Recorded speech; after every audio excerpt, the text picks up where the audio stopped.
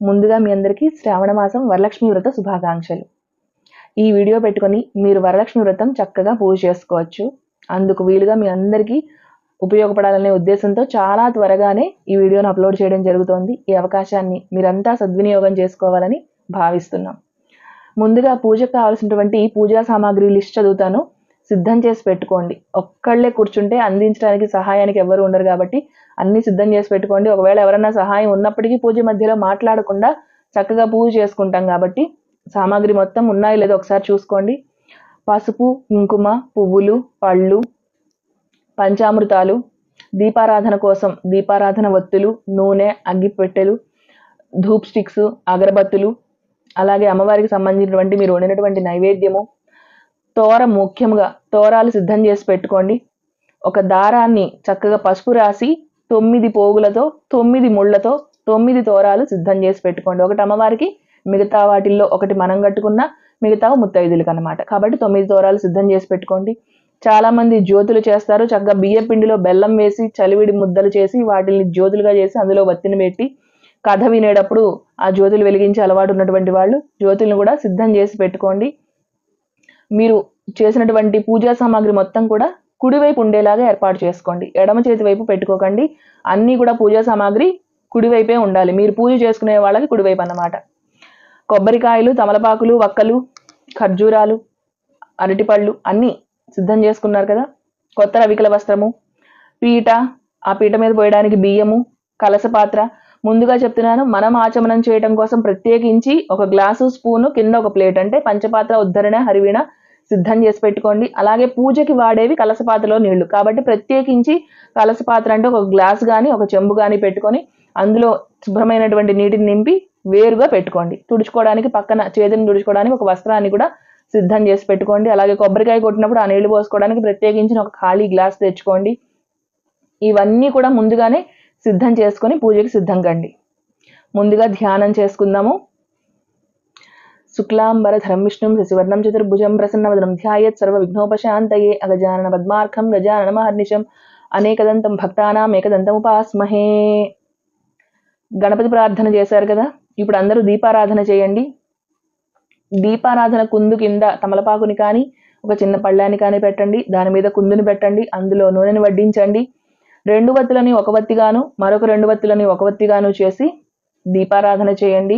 నేరుగా అగ్గిపుల్లతో వెలిగించకండి. ఎప్పుడూ చెబుతూనే ఉంటాను. ఒక వత్తిని తీసుకొని నూనెలో కానీ నేతిలో కానీ తడిపి ఏకహారతిలో పెట్టి ఆ వత్తిని వెలిగించి ఆ వత్తితో దీపారాధన చేయండి.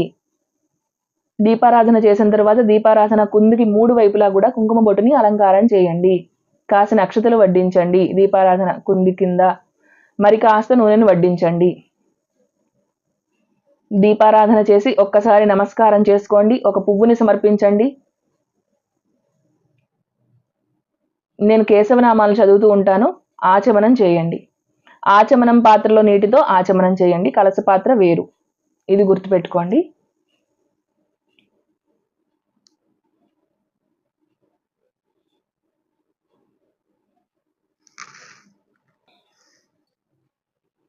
ఆచమ్య కేశవాయ నమః, నారాయణాయ నమః, మాధవాయ నమః, గోవిందాయ నమః, విష్ణవే నమః, మధుసూదనాయ నమః, త్రివిక్రమాయ నమః, వామనాయ నమః, శ్రీధరాయ నమః, హృషికేశాయ నమః, పద్మనాభాయ నమః, దామోదరాయ నమః, సంకర్షణాయ నమః, వాసుదేవాయ నమః, ప్రద్యుమ్నాయ నమః, అనిరుద్ధాయ నమః, పురుషోత్తమాయ నమః, అధోక్షజాయ నమః, నారసింహాయ నమః, అచ్యుతాయ నమః, జనార్దనాయ నమః, ఉపేంద్రాయ నమః, హరయే నమః, శ్రీకృష్ణాయ నమః.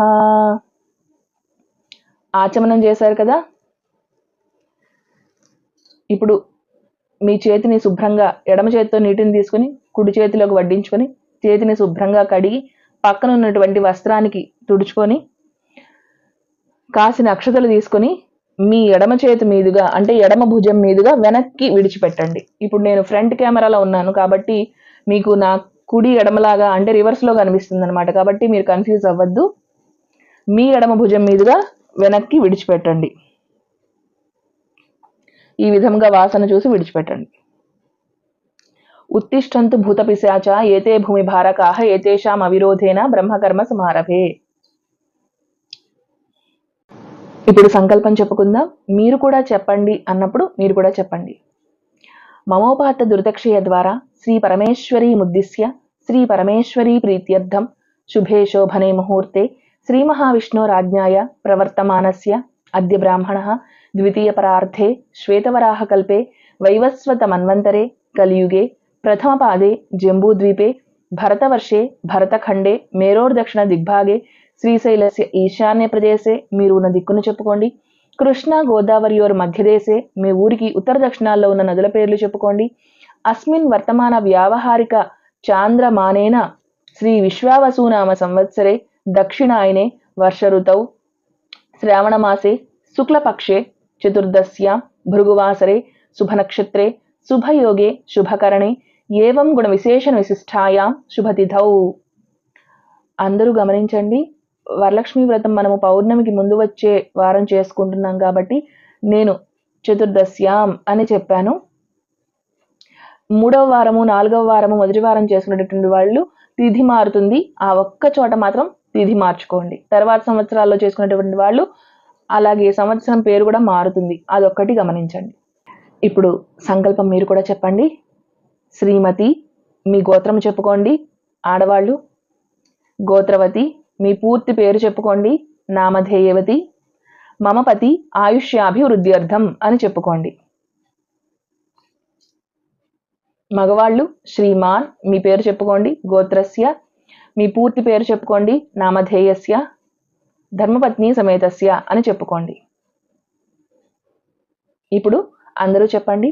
అస్మాకం సహ కుటుంబానాం క్షేమ స్థైర్య ధైర్య వీర్య విజయ అభయ ఆయురారోగ్య ఐశ్వర్యాభివృద్ధ్యర్థం ధర్మార్థ కామమోక్ష చతుర్విధ ఫలపురుషార్థ సిద్ధ్యర్థం ఇష్టకామ్యార్థ సిద్ధ్యర్థం ధనకనక వస్తువాహనాది సమృద్ధ్యర్థం సర్వ ఆపదా నివారణార్థం సకల కార్య విఘ్న నివారణార్థం సత్సంతాన సిద్ధ్యర్థం పుత్రపుత్రికానాం సర్వతోముఖాభివృద్ధ్యర్థం శ్రీ వరలక్ష్మీదేవి ప్రీత్యర్థం యావద్భక్తి ధ్యానావాహనాది షోడశోపచార పూజాం కరిష్యే. అందరూ సంకల్పం చెప్పుకున్నారు కదా, ఇప్పుడు పూజ చేసుకుందాం. సంకల్పం తర్వాత కలశ పూజ చెప్పాను కదా, కలశ పాత్ర కోసం ప్రత్యేకించి ఒక గ్లాసును కానీ లేకపోతే కలశం చెంబును కానీ తీసుకొని సిద్ధం చేసి పెట్టమని. ఆ నీటిని నింపి కలశ పాత్రని సిద్ధం చేసి పెట్టండి. కలశ పాత్రకి గంధం బొట్లు కుంకుమ బొట్లు పెట్టి అలంకారం చేయండి. కలశ పాత్ర లోపల కాసిన అక్షతలు విడిచిపెట్టండి. కలశస్య ముఖే విష్ణు కంఠే రుద్ర సమాశ్రితః మూలే తత్ర స్థితో బ్రహ్మ మధ్యే మాతృగణా స్మృతాః కుక్షౌ తు సాగరాः సర్వే సప్తద్వీపా వసుంధర ఋగ్వేదోద యజుర్వేద సామవేదో హ్యధర్మణః అంగైశ్చ సహితాः సర్వే కలశాంబు సమాశ్రితాః. కలశపాత్ర గంధం బొట్లు కుంకుమ బొట్లు పెట్టి అలంకారం చేశారా? కలశపాత్ర లోపల నీటి లోపల కాసిన అక్షతలు విడిచిపెట్టండి. ఒక తమలపాకుని ఒక పువ్వుని కూడా పెట్టండి. అలాగే మీ కుడి చేతి అరచేతిని ఇలా కలశపాత్ర మీద ఇలా పెట్టి ఉంచండి బోర్లించి. గంగేచ యమునే చైవ గోదావరి సరస్వతి నర్మదే సింధు కావేరి జలేస్మిన్ సన్నిధిం కురు. పువ్వుతో కానీ తమలపాకుతో కానీ ఆ నీటిని చక్కగా 3 సార్లు తిప్పి ఆ నీటిని అమ్మవారి మీద, మీ మీద, పూజా ద్రవ్యాల మీద, పూజ కూర్చున్న వాళ్ళందరి మీద వేసి సంప్రోక్షణ చేయండి కలశ పాత్రలో నీటిని.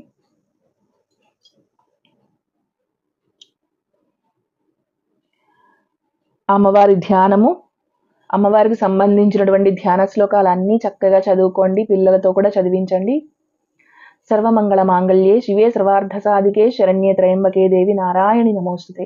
లక్ష్మీం క్షీర సముద్రరాజతనయాం శ్రీరంగధామేశ్వరీ దాసీభూత సమస్త దేవవనితాం లోకైక దీపాంకురాం శ్రీమన్మంద కటాక్ష లబ్ధ విభవద్ బ్రహ్మేంద్ర గంగాధరాం త్వాం త్రైలోక్య కుటుంబినీం సరసిజాం వందే ముకుంద ప్రియాం. అమ్మవారికి చక్కగా నమస్కారం చేసుకోండి, ధ్యానం చేసుకోండి, అమ్మవారిని ధ్యానించండి. 2 చేతులు జోడించి చక్కగా అమ్మవారికి నమస్కారం చేయండి.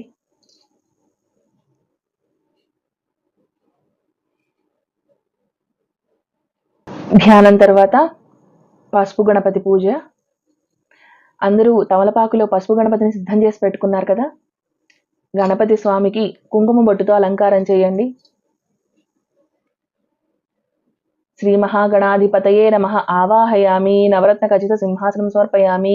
కలశపాత్రలో నీటిని స్వామివారి పాదాల దగ్గర విడిచిపెట్టండి. కాసిన అక్షతలు విడిచిపెట్టండి స్వామివారి దగ్గర. అలాగే స్వామివారి దగ్గర ఒక పువ్వు విడిచిపెట్టండి. శ్రీ మహాగణాధిపతయే నమః పుష్పాన్ని సమర్పయామి.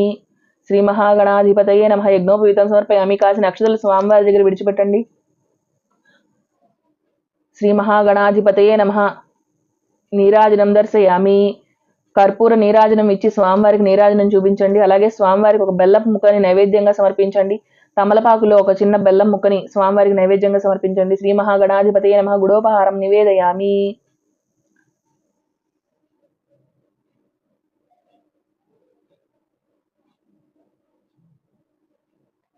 శ్రీ మహాగణాధిపతయే నమః ధూపమాగ్రాపయామి. దీపం దర్శయామి. ధూపదీపానంతరం శుద్ధాచమనీయం సమర్పయామి. అగరబత్తులు వెలిగించారు కదా, అగరబత్తులని స్వామివారికి చూపించండి. దీపారాధన జ్యోతులను చూపించండి. కాసిన అక్షతలు స్వామివారి దగ్గర విడిచిపెట్టండి. నమస్కారం చేసుకోండి. ఇప్పుడు మనం అమ్మవారి పూజ చేసుకుందాము. తోరాలు కూడా సిద్ధం చేసి పెట్టుకున్నారు కదా, అన్ని పక్కన పెట్టుకోండి. తోరాలు అలాగే జ్యోతులు అన్నిటినీ సిద్ధం చేసి పెట్టుకోండి.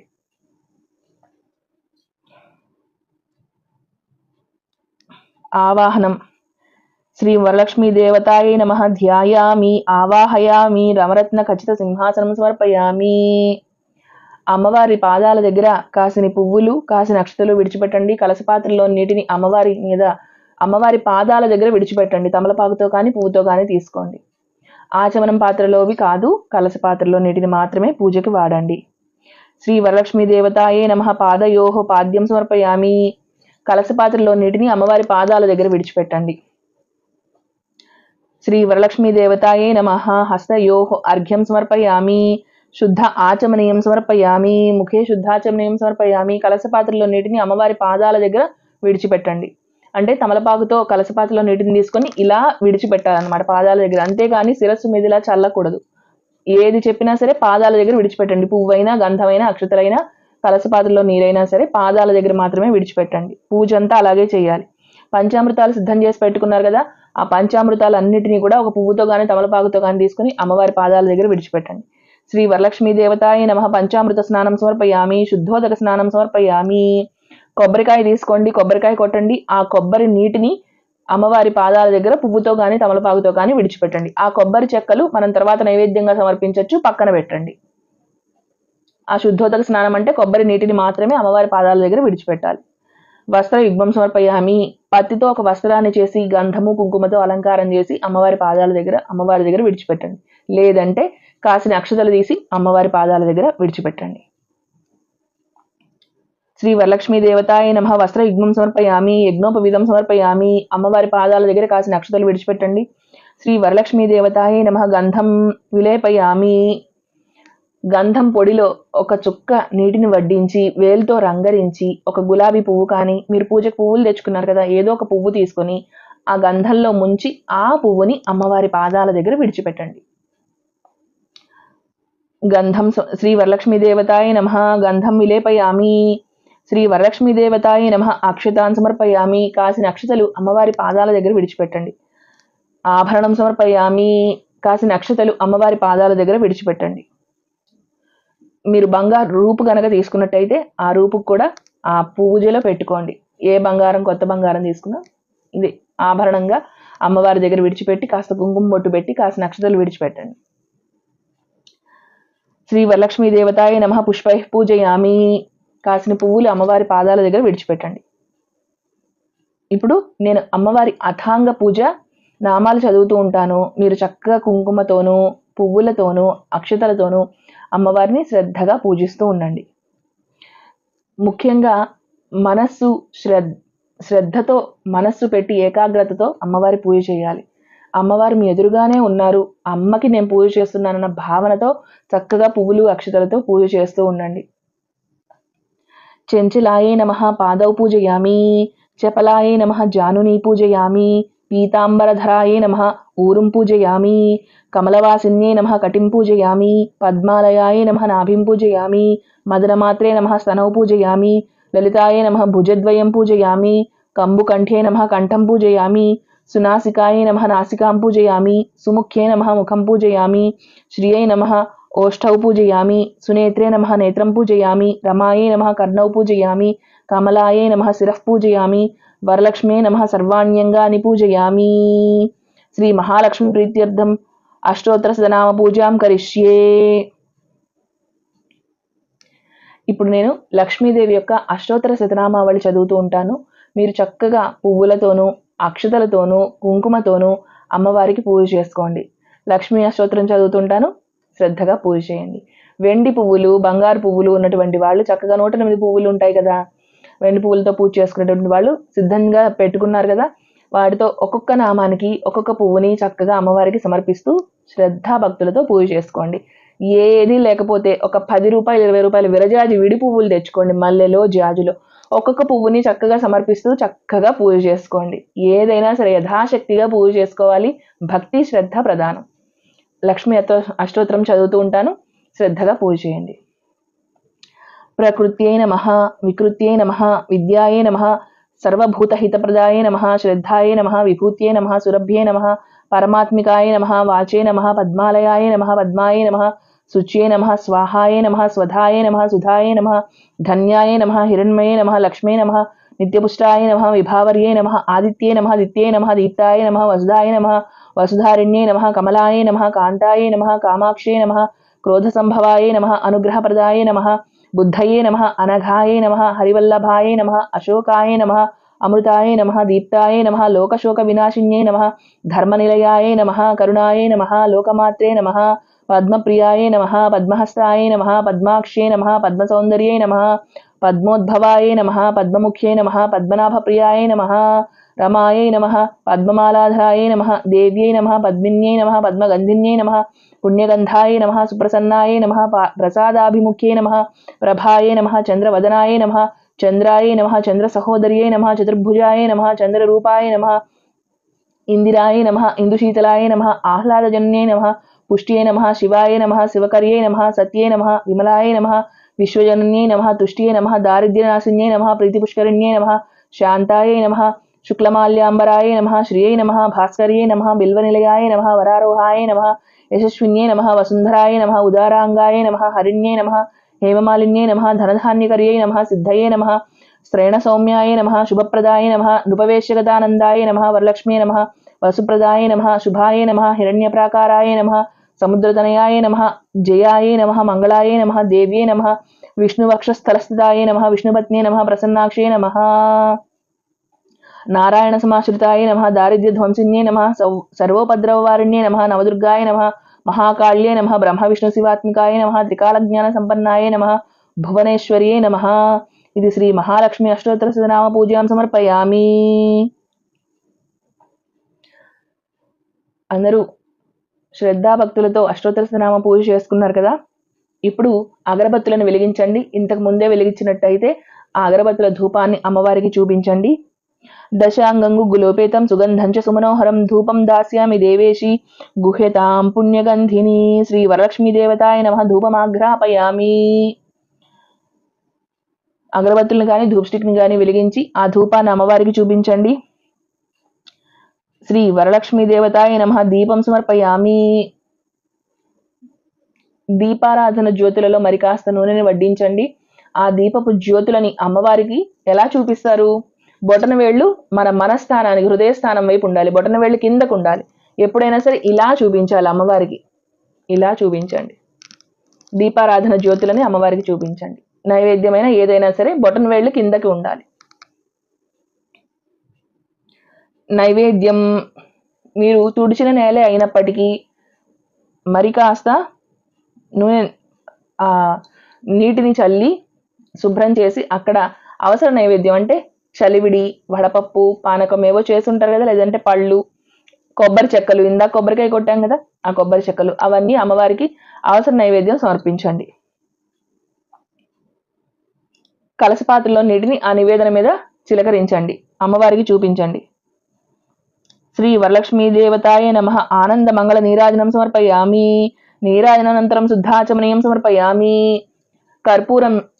కాస్త కర్పూరం ఏకహారతిలో వేసి అగ్గిపులతో వెలిగించి ఆ నీరాజనం అమ్మవారికి చూపించండి. పక్కన ఉన్నటువంటి వాళ్ళు ఘంటానాదం చేయండి. మీరు అమ్మవారికి చక్కగా నీరాజనం చూపించండి. శ్రీ వరలక్ష్మీ దేవతాయ నమః ఆనంద మంగళ నీరాజనం సుందర్శయామి. నీరాజనానంతరం శుద్ధాచమనీయం సమర్పయామి.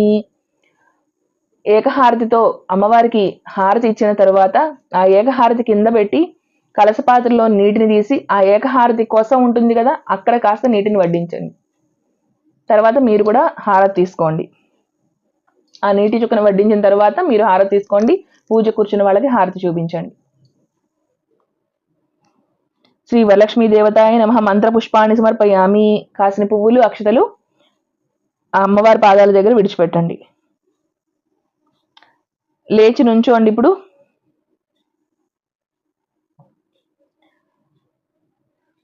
కుడి నుంచి ఎడమకి 3 సార్లు తిరగండి.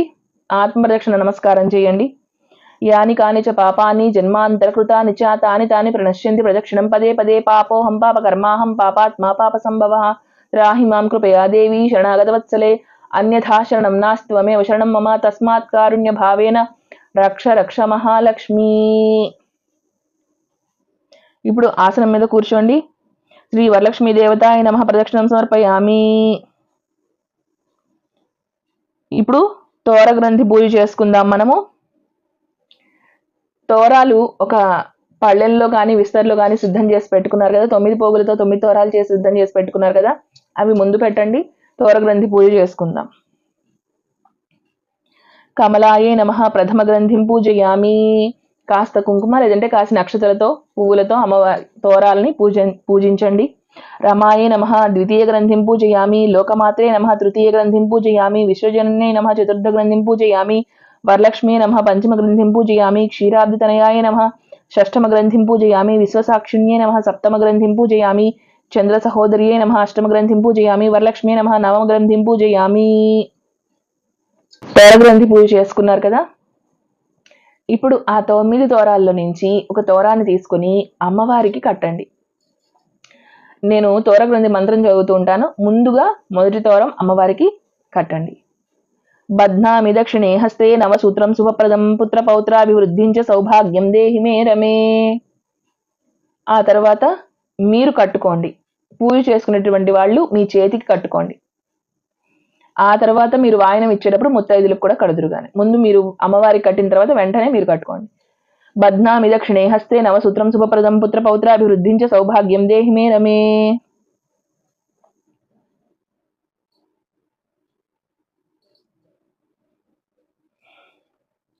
అమ్మవారికి వాయన దానం ఇవ్వండి. ఆ వాయన దానం ఇచ్చేటటువంటి వాళ్ళు ఒక విషయం గుర్తుపెట్టుకోండి. శనగలు నానబోస్తారు కదా, నానబెట్టిన శనగలు అవి ఏం చేస్తారంటే ఎప్పుడు కూడా వెలితిగా ఏది ఇవ్వకూడదు, నిండు బుట్టెడు ఇవ్వాలి. చిన్న కప్పు గిన్నె తీసుకోండి, ఇలా ఎత్తుగా రావాలన్నమాట. అన్ని శనగలు చక్కగా నిండుగా పోసి అమ్మవారి ముందు పెట్టాలి.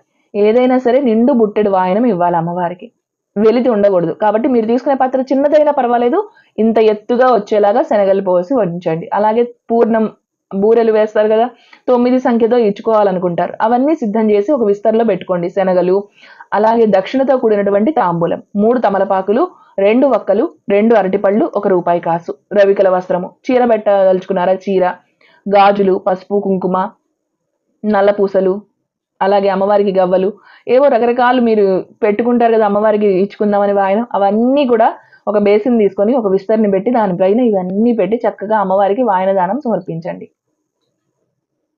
వాయనం ఇవ్వండి అమ్మవారికి. నేను చదువుతుంటాను. ఏవం సంపూజ్య కళ్యాణీం వరలక్ష్మీం స్వశక్తితః దాతవ్యం ద్వాదశ పూపం వాయనం హి ద్విజాతయే. ఇందిరా ప్రతిగృహ్ణాతు ఇందిరా వై దదాతి చ ఇందిరా తారకో బాభ్యాం ఇందిరాయై నమో నమః. అమ్మవారికి వాయనదానం ఇచ్చారు కదా, చక్కగా నమస్కారం చేసుకోండి వరలక్ష్మీదేవికి. కోరిన వరాలన్నీ ఇస్తుంది అమ్మవారు. అలాగే ఇప్పుడు కథ చదువుకుందాము. మనము ఈ కథలో ఏంటంటే ప్రతి సంవత్సరం చారుమతీదేవి కథ చెప్పుకుంటున్నాం. ఈ సంవత్సరం భృగు మహర్షి కథ కూడా చెప్పుకుంటాం అనమాట. జ్యోతులు వెలిగించేటటువంటి వాళ్ళు చక్కగా జ్యోతులు వెలిగించి కుంకుమ బొట్టుతో జ్యోతులకి కుంకుమ బొట్టును అలంకారం చేయండి. ఒక ప్లేట్లో చక్కగా జ్యోతులను వెలిగించండి. అలాగే కథ వినేటటువంటి వాళ్ళు, పూజ కూర్చున్న వాళ్ళు అందరూ కూడా చేతిలో అక్షతలు పట్టుకొని శ్రద్ధా భక్తులతో కథని ఆలకించండి. వరలక్ష్మి వ్రత కథ. పూర్వము సూత మహాముని సౌనకాది మహామునులకి చెబుతున్నట్ట. ఏమని?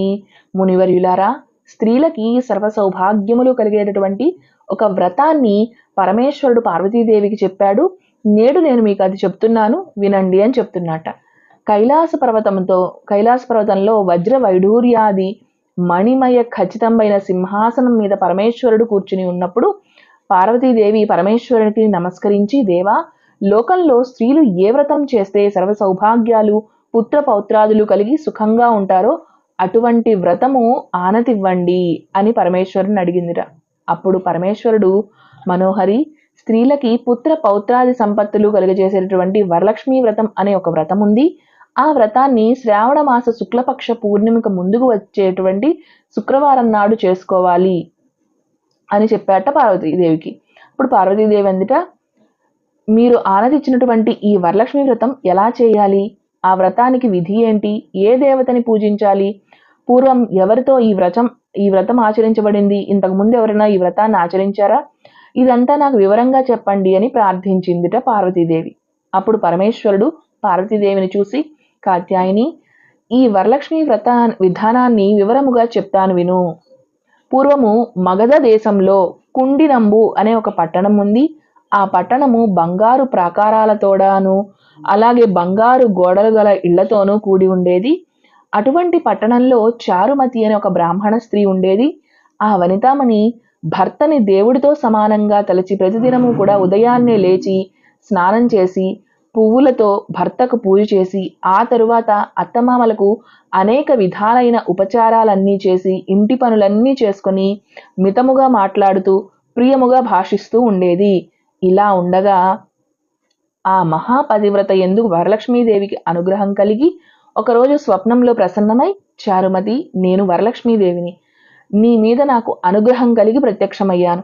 శ్రావణ మాసంలో శుక్లపక్షం పౌర్ణమికి ముందుగా వచ్చే శుక్రవారం రోజున నన్ను పూజించి నీవు కోరిన వరాలన్నీ నేను ఇస్తాను, నన్ను పూజించినట్లయితే అని చెప్పి చారుమతీదేవికి స్వప్నంలోనే చెప్పింది వరలక్ష్మీదేవి. అప్పుడు వరలక్ష్మీదేవికి ప్రదక్షిణ నమస్కారాలు చేసి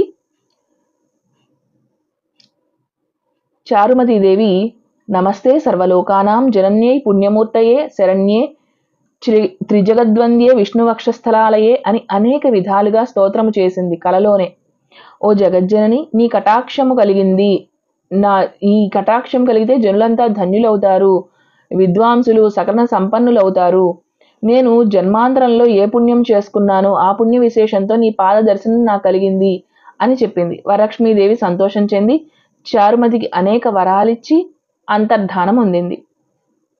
అప్పుడు చారుమతీదేవి నిద్ర మేల్కొని ఇంటికి నాలుగు పక్కలా చూసి వరలక్ష్మీదేవిని చూడక, ఓహో, ఇదంతా కల అన్నమాట, కలలో నాకు లక్ష్మీదేవి సాక్షాత్కరించిందని ఈ స్వప్న వృత్తాంతాన్ని భర్తకి, మామగారికి మొదలైన అందరికీ చెప్తే వాళ్ళు ఈ స్వప్నానికి చాలా ఉత్తమమైనది, చాలా మంచి స్వప్నం నీకు వచ్చింది అని చెప్పి శ్రావణ మాసం రాగానే వరలక్ష్మి వ్రతం చేసుకో అని చెప్పారు. అప్పుడు చారుమతీదేవి స్వప్నాన్ని విన్నటువంటి స్త్రీలంతా కూడా శ్రావణ మాసం ఎప్పుడు వస్తుందా అని ఎదురు చూశారు. ఇలా ఉండగా వీళ్ళ అదృష్టం కొద్దీ శ్రావణ మాసం రానే వచ్చింది. శ్రావణ మాసం పూర్ణిమకు ముందు వచ్చే శుక్రవారం కూడా వచ్చేసింది. అప్పుడు చారుమతీదేవి వాళ్ళ ఇంటి దగ్గర స్త్రీలంతా కూడా ఈ రోజే కదా వరలక్ష్మీదేవి చెప్పిన రోజు అని ఉదయాన్నే మేల్కొని స్నానాలు చేసి చక్కగా మంచి మంచి చిత్ర విచిత్రములైనటువంటి వస్త్రాలని కట్టుకొని చారుమతీదేవి ఇంటికి వచ్చి ఒక ప్రదేశమును గోమయంతో అలికి మండపం ఏర్పాటు చేసి ఆసనం ఏర్పాటు చేసి దానిపై కొత్త బియ్యం పోసి మర్రి చిగుళ్ళు మొదలైనటువంటి పల్లవంబులు అన్నీ వేసి కలశాన్ని ఏర్పాటు చేసి వరలక్ష్మీదేవిని ఆవాహన చేసి చారుమతి మొదలైన స్త్రీలందరూ భక్తియుక్తులతో సాయంకాలము పద్మాసనే పద్మకరే సర్వలోకైక పూజితే నారాయణ ప్రియే దేవి సుప్రీత భవ సర్వదా అనే శ్లోకముతో ధ్యానము చేసి ఆవాహన చేసి షోడశోపచార పూజలన్నీ చేసి 9 సూత్రాలు గల తోరాన్ని దక్షిణ హస్తానికి కట్టుకొని, అంటే కుడి చేతికి కట్టుకొని వరలక్ష్మీదేవికి నానావిధ భక్ష్య భోజ్యాలు అన్నిటిని నివేదన చేసి ప్రదక్షిణ చేసి, ఇలా ప్రదక్షిణ చేయగానే ఆ స్త్రీలందరికీ కాళ్ళన్నీ గల్లు గల్లుమంటూ మోగాయట. కాళ్ళు చూసుకుంటే గజ్జెలు వంటి ఆభరణాలు ఆ స్త్రీలందరికీ అనుగ్రహించింది అమ్మవారు. ఆహా, వరలక్ష్మీదేవి కటాక్షం కలిగిందని ఆనందంతో మరొక ప్రదక్షిణ చేయగా హస్తాలన్నీ కూడా వాళ్ళందరి చేతులు దగద్దమాయంగా మెరుస్తూ ఉన్నాయట. నవరత్న ఖచ్చితములైన ఆభరణాలన్నీ చూశారట వాళ్ళు. ఇంకా చెప్పేదేముంది, మూడో ప్రదక్షిణ చేశారు. ఆ మూడో ప్రదక్షిణ చేయగానే ఆ స్త్రీలంతా కూడా సర్వభూషణ అలంకారకృతులైపోయారట. ఆ చారుమతీదేవి మొదలైన స్త్రీలంతా కూడా గృహాలన్నీ కూడా స్వర్ణమయములైపోయి రథ గజ తురగ వాహనాలతో నిండి ఉన్నాయట.